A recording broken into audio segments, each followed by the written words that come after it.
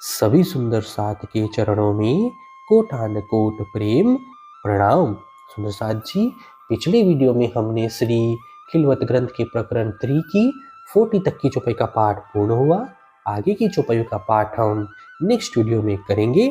सुंदर साथ जी, अगर आपको यह वीडियो अच्छा लगे तो प्लीज़ लाइक करें और जो भी सुंदर साथ आपके साथ जुड़े हुए हो उन सबको भी यह वीडियो अवश्य शेयर करें।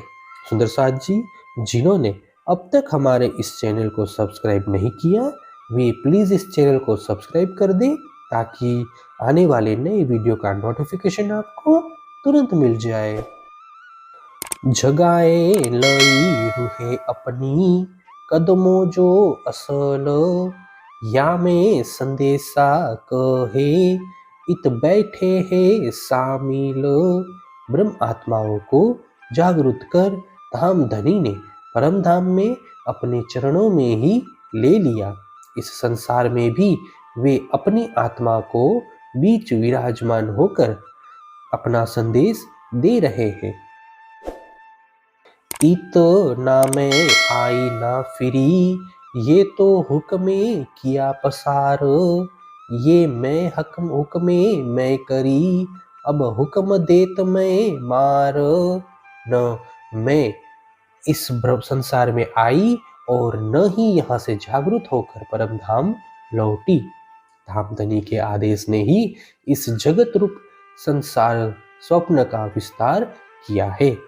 इस भौतिक अहंभाव को भी इसी आदेश ने उत्पन्न किया है और अब यही इसे मिटा भी रहा है।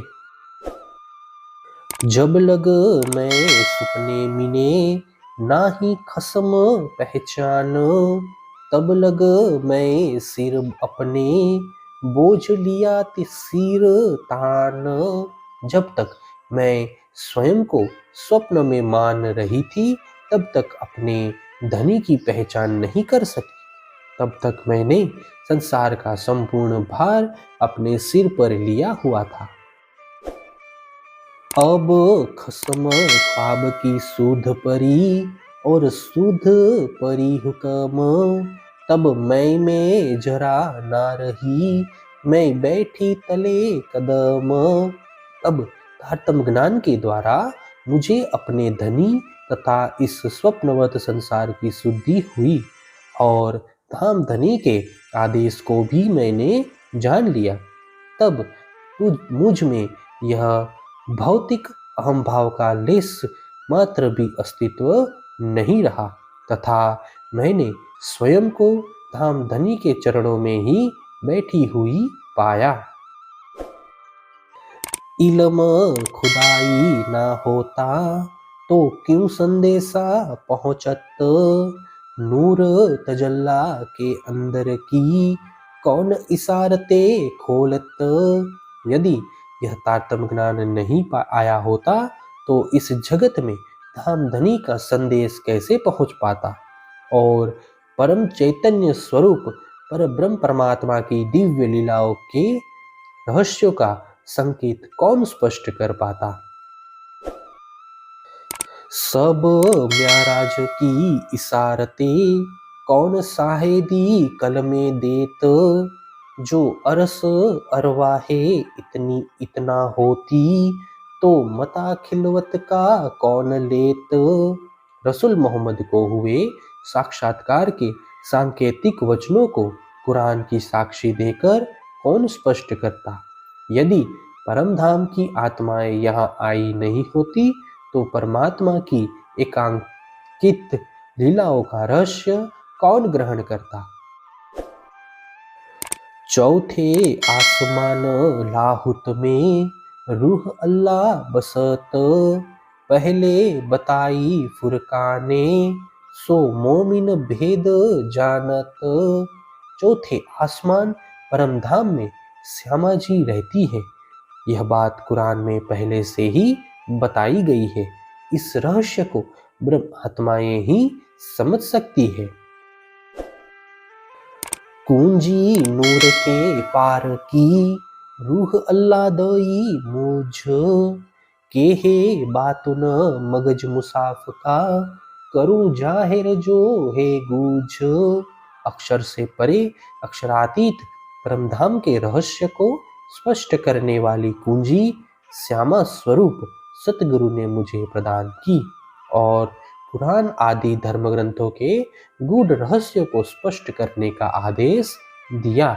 अब मैं उन गूढ़ रहस्य को स्पष्ट कर रही हूँ।